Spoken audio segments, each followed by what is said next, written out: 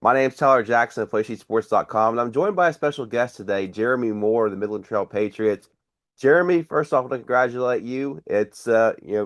Every coach talks about it. You have to earn practice this time of year, and you've earned it 2 weeks in a row. A great feeling. But first off, I just want to check, how are you doing this evening? I'm doing great, man. Terrific. We've had a good week of practice, and we're excited and blessed to be, I get another week with our kids. So Yeah, that's always the mission this time of year. And when we started out, I remember we came down for media day. It was a lot hotter back then than what it is right now. But we talked about some of the things that you wanted to see from this group, and could they meet the expectations that you set for last year's group? I got the sense that you had high expectations for last year's group, and I don't want to say that it necessarily came away disappointed, but there was an expectation that there would be a stronger finish than what there was. And this year, this group seems to have done exactly what you had hoped for. So, I mean, at what point in this year did you kind of feel like, all right, this thing's turned out as good as I expected, if not better?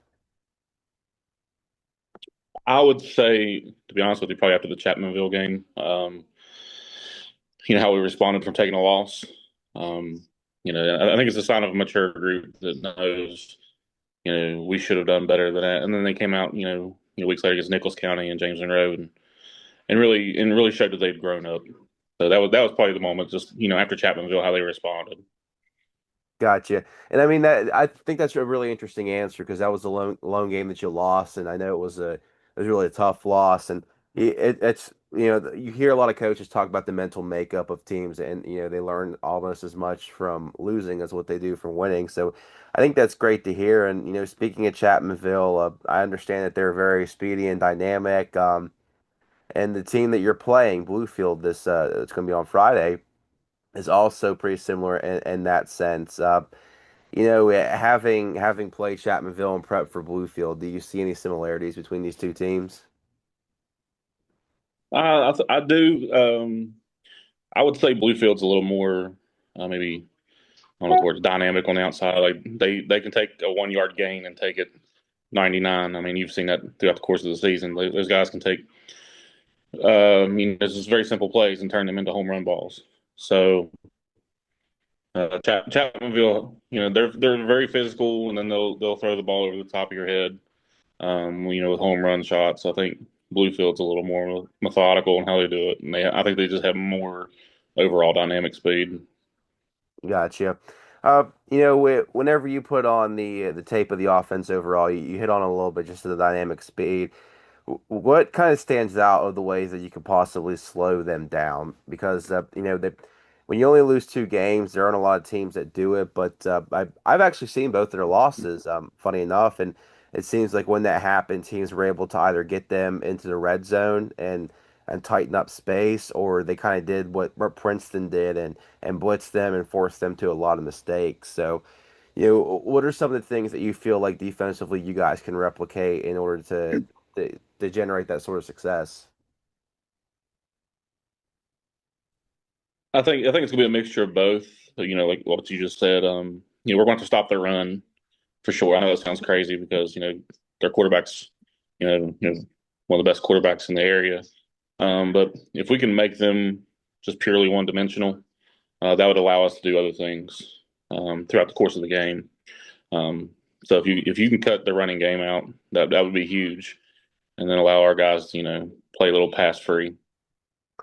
You mentioned that at this spot you expect Xander Uten to really have a good game. I know he's been on a tear for you guys this year as far as pressures and sacks and just getting to the quarterback and disrupting it and kind of wrecking game plans overall. It's this kind of a spot where you're leaning on him quite a bit. Yeah, I think so. I think they do a good job of getting the ball out of the quarterback's hand, really fast. So when he does hold it, Uten and those guys up front are going to have to get home, to entice him to throw, or make a bad read or throw a bad ball. So, Uten and Gage Johnson on the ends, they're going to have to play like that. Gotcha. Now you guys, offensively, what you want to do is run the ball, and I think that's probably a good game plan coming in is to not just run the ball, but also try to control the clock and keep their offense off the field as much as possible. As long as I've been covering, that's what teams have done, and I think the ones that have been super successful against them have done that effectively. I think Bridgeport beat them a couple of years ago in the state championship game, and Independence has when they've had success against them, they've ran the ball really well on them. For you guys, when you put on the tape, where do you feel like you can attack them on defense with your running game? Um, I'm not for sure. I think we're going to have to keep them kind of guessing. Uh, they have a lot of athletes, and their nose tackles really legit. I think they got two really good inside linebackers. Um, so we're going to have to get hats on hats, and we're going to have to give those guys some false reads, just to keep them guessing. If we can keep them a half a step behind, I think we can move the ball on them. Gotcha. I mean, is there anything from any of these games that you've seen that you feel like it's something that you could replicate? I know you don't want to give away too much of the game plan, but again, one of the games where I've seen them lose, I think Silas Nelson from Independence rushed for 200 yards against them, so it seemed like they had a really good game plan. Uh, what are some of the things you feel like you can take away from the teams that stylistically at least have had that sort of success against them? Yeah, it's hard for us to take anything from Princeton because we don't do anything that they do well. I mean, to the level what they do. They're pretty elite in what they do. But I mean, I think it's tough to draw from like independence and stuff like that because that's such an early game. I think Bluefield has gotten so much better over the course of the season. Like they've just got better and better each week. So if we can take some blueprint from a few of these games where they've bogged down on offense, stuff like that. Like it's hard to get one single game plan because they're so dynamic. And like I said, they've gotten better over the course of the season. When you watch the film, like they're executing on a very high level right now. I've kind of seen them sporadically throughout the year too. It seemed like early on in the year, they in the passing game, a lot of it went through seven, and it seems like Mhm. since then, over the last couple of games, they've really started to spread it out a little bit more. Is that something that you've noticed too? And kind of just elaborate on the challenges of that, if so. Yeah, you really can't focus your coverage on one person because he does a great job of spreading the wealth. I think he does a great job of diagnosing pre-play what the coverages are, and I think and the coaches do a great job of putting them in the right play. So I think it's one of those deals that maybe he's trusted his receivers a little more as the season went on, or maybe the coaches trust those guys a little more. Because number seven's a ridiculously good athlete, but I think those other guys, they're hard to tackle in space. So I think it's just one of those. They've matured as the season went on, and the coaches and the quarterback both trust them a little more. We talk a lot about your running game, and rightfully so. I mean, Jaden's right on the cusp of 1,700 yards rushing, which leads the area by a healthy margin. But your passing attack, I mean, you look at it. I think Race is right on that line of 50%, but he's thrown I think 20 touchdowns Mm-hmm. this year, and I think that kind of flies under the radar just because of how successful the run game's been, and the revitalization of that. But I go back to the James Monroe game, and I felt like in that after that first quarter, they kind of held Jaden in check, but Race really kind of answered the call, whether it be getting the ball out in space to your receivers or capitalizing on busted plays. Just talk about the passing game and trying to get that going too in this because I know you don't want to get into a boat race with them, but there are also going to be plays where he's going to have to drop back and you're going to have to rely on those guys on the outside that have been dynamic and have proven it in the past that they can win those one-on-ones or they can be dynamic in space too. Yeah, we've knew when beginning of the year when Jaden was starting to run the ball, pretty consistently. We kind of knew how teams were going to have to attack us. And James Monroe pretty much solidified that. For lack of a better term, they're going to stack everybody in the box and say, screw you, throw the football. You know what I mean? And we knew that, and we kind of tried to plan for that accordingly as we went on. But when you can run the ball, the way we ran the ball with success, it's going to open up those opportunities. I think Race has done a great job of capitalizing on those opportunities. That's why he has such a high touchdown clip. Because when everybody loads the box and everything's man on the outside, I think we do have guys that can beat, press man or just one-on-one coverage. I think Gage Johnson, Swafford, those guys, Zaylen Johns, Ryan Steve, we have guys that can do that. So um, I think Race has done a great job of finding those guys when the opportunity arises. How have you seen him grow from the beginning of the year to now? Because we talked about it. He played a little bit in losses last year, I believe, or when there were injuries. But last year the passing game struggled a little bit. I think there were as many touchdowns as interceptions. And you talked about one thing in the preseason race. Race kind of saw everything that Thad Brown went through last year as a quarterback and trying to adapt the highs and the lows. And it Mm-hmm. seems like Race has really taken to that well. You just talk about how he's grown from August to now. We saw flashes of it in the June period. 7-on-7, we had an open quarterback race, and Race, kind of took the reins in the 7-on-7 period. He was reading defenses. He protected the ball. He didn't really throw it into trouble a lot, and that was our big thing is not necessarily throwing the ball, but throwing the trying to protect the ball, keep the ball. And like you said, we turned the ball over at a very high clip last year. So we had to protect the ball, and then he's learned that he doesn't have to go out there and gunsling it to win the game. I mean, we've got a running game that'll it's kind of a buffer. So he just when he's learned that when his time comes, like I think he threw the ball 6 times against Petersburg and had 4 completions. So when it's your time, and just execute it at a high level. I get the sense that you guys had kind of been searching for this sort of season from a running back, and you know maybe you didn't expect 1,700 yards because that's an exceptional season. That's a first team All State type of season. Uh, but if I told you, hey, you'd have like an 1,100 yard, 1,200 yard back, I think you'd be pretty happy about that because I'm sure somebody's had that many yards rushing since Thomas Ferris, but I don't think anybody has gotten to where Jaden's at since Thomas had that season in 2017, where I think it was about a 2,000 yard rusher. Just talk about Jaden's journey back from the injury that caused him to miss all of last season to turn into, when you're a first team All State back, you're a superstar back to turn into the superstar back that he has been this year. Yeah, it's been an interesting journey for him. I mean, he was injured his freshman year, and then he played the last 2 games and had almost, I think he had 300 yards rushing against Pocahontas County his freshman year. So we saw the flashes of talent in his sophomore year. He had a pretty decent. I think he only had like 700, 800 yards, something like that. Nothing crazy. But he was young and immature. Um, he was still physically gifted. I just think now he's seeing the game slower.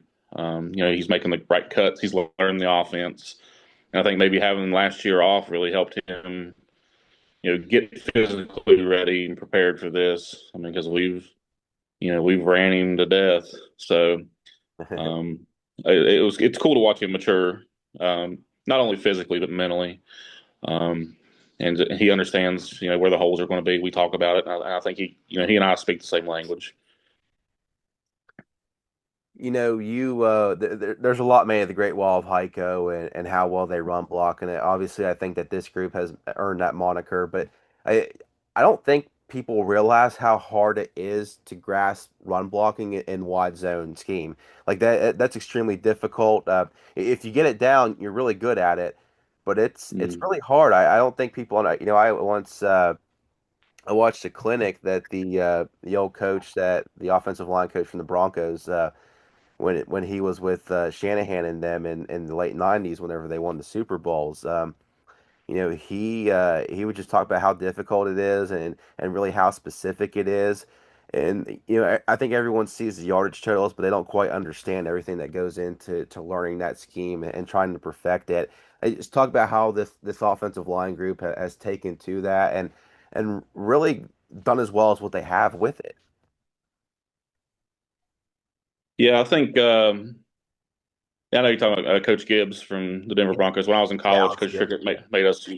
Yeah, he made us watch all those videos of the Terrell Davis Broncos and Mark Schlereth and those guys. So I watched all those films, and I have a little adaptation to it. We run lead zone, with a fullback. Um, it's hard. I understand it's hard, and it takes a lot of continuity. I've had these guys for 4 years. learning it. We've ran it ever since I've been there.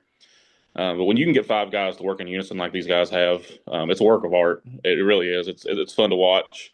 People don't realize how hard it is to run sideways and put your body in front of another human being and try to displace them all at the same moment while moving sideways. But when you have a back that can read it, as well as Jaden has ran it this year, and our fullbacks too. I don't think they get enough credit. Jacob Ewing and Gage Johnson, we and Aiden Weiss, we've thrown those guys back there, and it's a lot of reading. And once he reads it, it's one cut and go. I cut my teeth on it at WVU, and I stand by it. I watch it. I know it works. And then when you get five guys to block it, it definitely works. And for a lot of people that at home that don't quite understand, go back to those early Sean McVay Rams teams and even some of the Shanahan, the Kyle Shanahan 49ers teams. They majored in wide zone whenever they were going to Super Bowl. So that's the kind of offense that you guys are running in the run game. And I find it, and that's why I find it interesting, just because you mentioned it's hard to move sideways working one, because I mean if one guy's getting beat there, it kind of blows up the whole thing, and it's a different style. When was the point that you felt like this group had really got it? You talked about they've worked together for years, but I know that you had graduated some really good offensive linemen last year. Mm-hmm. Yeah, they.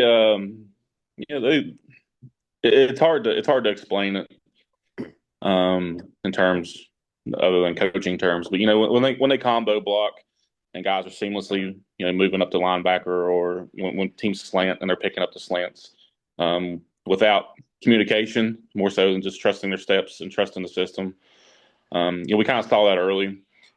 I'm a heavy ISO guy and a heavy wide zone, so it's kind of a mix of both. And so when teams stack up the ISO, the wide zones there. So those guys have done a great job of. I think they've seen every defense they could possibly imagine over the course of the last 4 years. They've seen some crazy stuff. They've seen traditional stuff. I just think that experience, and plus, where they've worked together for so long, they trust each other, and that's a big thing on the zone too. You got to trust your steps and trust the guy beside you, and they definitely do that. Gotcha. Last question I got for you going into Friday's matchup with Bluefield. What's the one thing that you feel really good about on your side of the ball?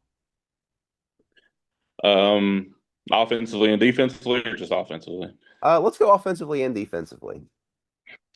Offensively, I feel really good that I think our guys want to make a statement and prove. Everybody's talked about how dynamic Bluefield's offense is. I think our guys want to try to put up some points and show that it may not be as sexy as how they do it, but it's old school football, and they want to put up some points too. Gotcha. What about defensively? We just want to be physical. I mean, I know offensively it kind of ties into the same thing too, but I think we have some athletes on the back end too. And our guys, we just want to be physical. I don't think I know Bluefield's played a tough schedule, but we want to make sure they know where Heiko's at by the end of the night. Gotcha. Well, Coach, I appreciate you taking time to talk with me today, and best of luck on Friday. We'll see you over there, and obviously hoping for a great game. And I think it will be, a clash of styles, and I think that's a lot of fun. You guys have accomplished a lot this year, and I don't see why that should end right now. But again, once again, thank you and appreciate the time. No, thank you, man. Thank you for all you do for our kids, man. We appreciate you. Absolutely.